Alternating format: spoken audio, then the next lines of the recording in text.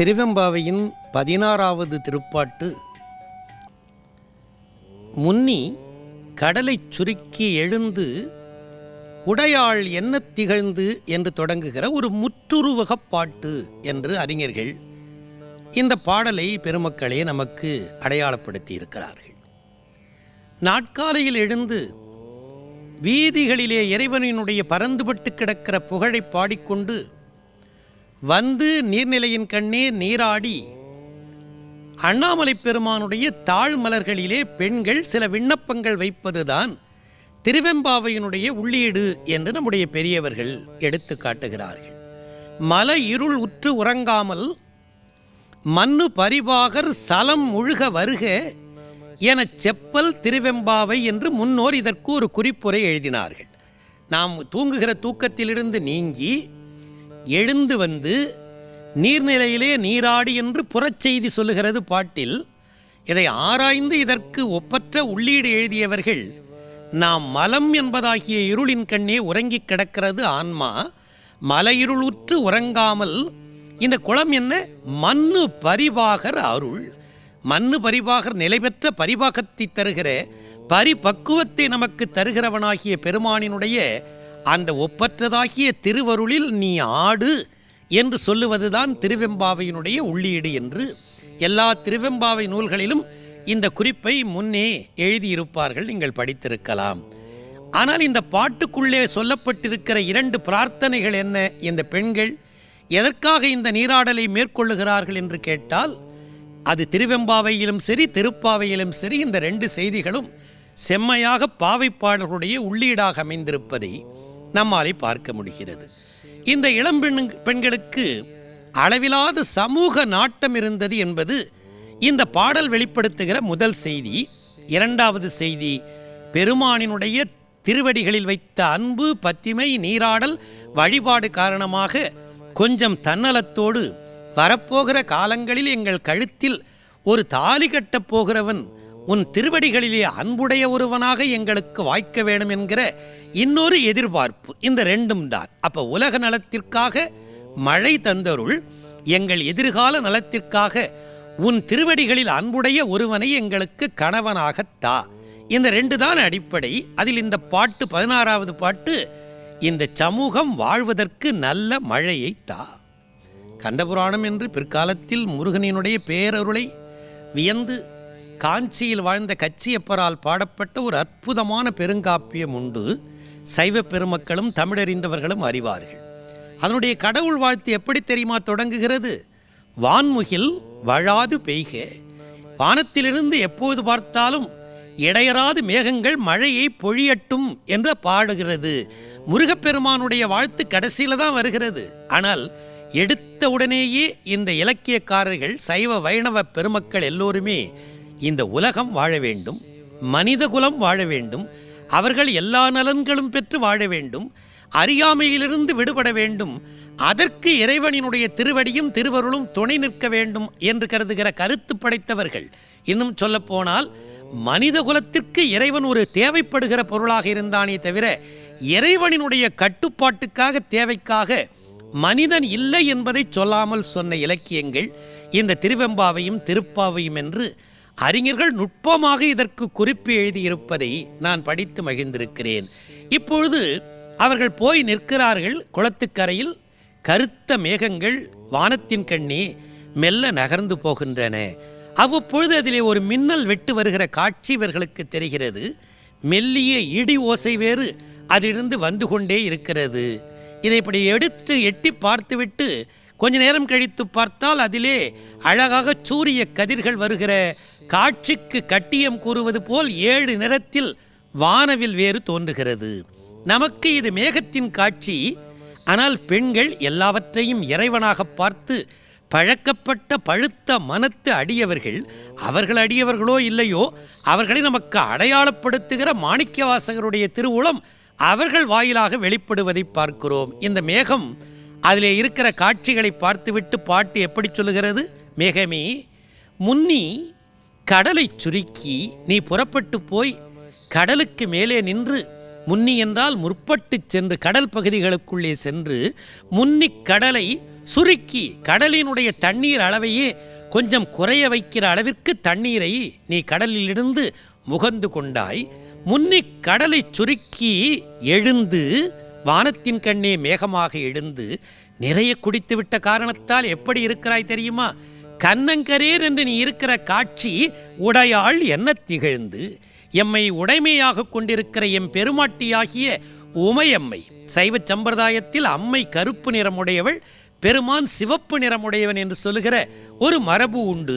அந்த அடிப்படையில் உடையாள் என்ன திகழ்ந்து அவளுடைய திருமேனி போலே மேகமே நீ கருத்து வானத்தின் கண்ணே எழுந்து எம்மை ஆளுடையாள், எம்மை ஆளாக கொண்டு அருள் பாலிக்கிறவளாகிய இந்த தலத்திலே எழுந்தருள் இருக்கிற உமை பிராட்டி இருக்கிறாளே, அவளுடைய இட்டு இடையின் மின்னி, இடையை சொல்லுகிற நேரத்தில் மின்னலினுடைய ஒசிவு போன்றிருந்தது என்று சொல்வார்கள்.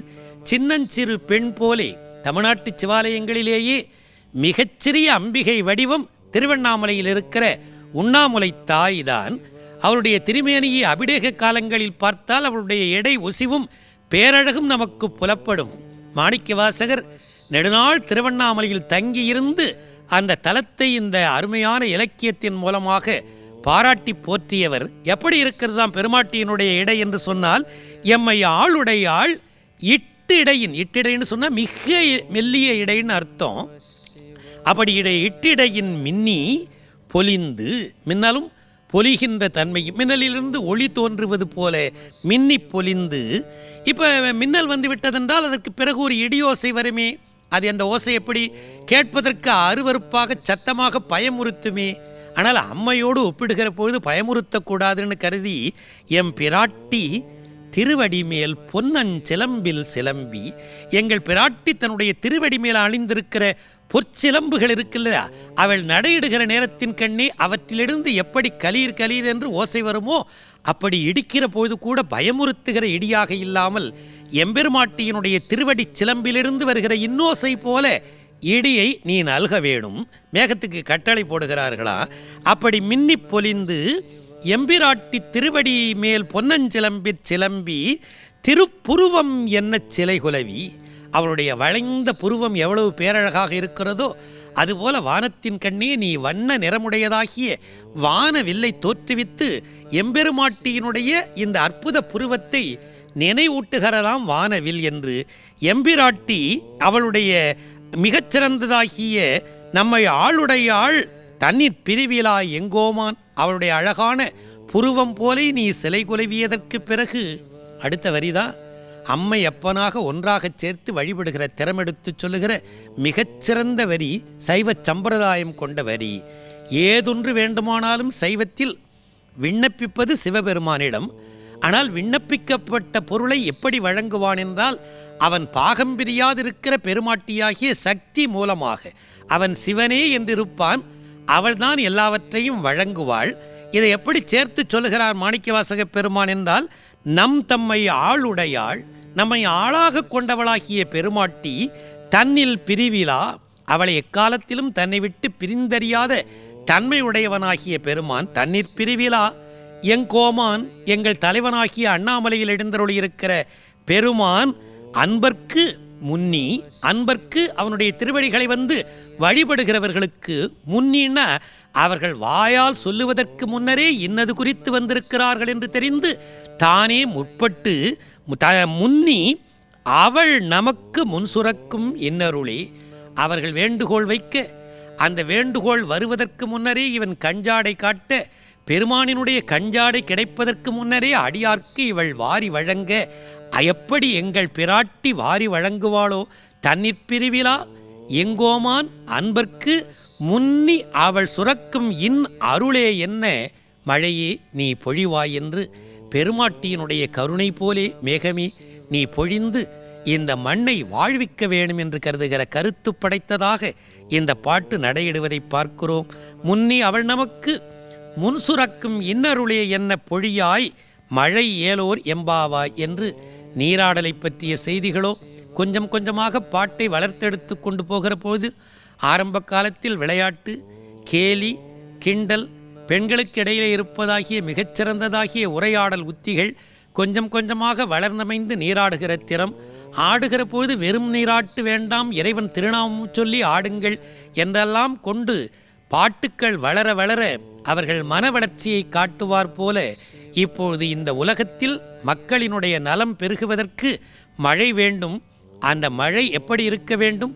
எம்பெருமானினுடைய திருவருளால் எம்பெராட்டியினுடைய கருணை இந்த மண்ணை எப்படி வாழ்விக்கிறதோ அப்படிப்பட்ட மழையை மிகச்சிறந்ததாகிய மேகமே நீ வழங்க வேண்டும் என்று சொல்லுகிற மிகச்சிறந்த பாட்டாக இந்த பாட்டு அமைகிறது. இதே போல திருப்பாவையின் கண்ணேயும் ஆழி மழைக்கண்ணா என்று தொடங்குகிற பாட்டு அழகாக இந்த மழையினுடைய அழகையெல்லாம் வேண்டுகோளையெல்லாம் முற்றுருவகமாக தருவது போலவே இவை இரண்டும் அமைந்திருப்பதை பார்க்கலாம். எனவே சமூக நலம் குறித்த உன்னதமான மழை வேண்டி அந்த விண்ணப்பத்தை பெருமானினுடைய திருவடிக்கு வைக்காமல் மேகத்துக்கு வைப்பது போல் வைத்து முன்னரே அவன் திருவருளை பெற்று மகிழ்ந்திருக்கிறவர்கள் எம்பெருமானினுடைய குறிப்பறிந்து எம்பிராட்டி எங்களுக்கு வழங்குவது போல் மேகமே நீ மிகச்சிறந்த மழையை வழங்கி இந்த மாநிலத்தை வாழச் செய் என்று வேண்டுகிற வேண்டுகோளாக அமைந்த அற்புதமான 16ஆம் திருப்பாட்டு புலர்காலை நேரத்தில் நம்முடைய நெஞ்சத்தடத்தில் மிகுந்த மகிழ்ச்சியை ஏற்படுத்துவதை பெருமக்களே நம்மாலே உணர முடிகிறது.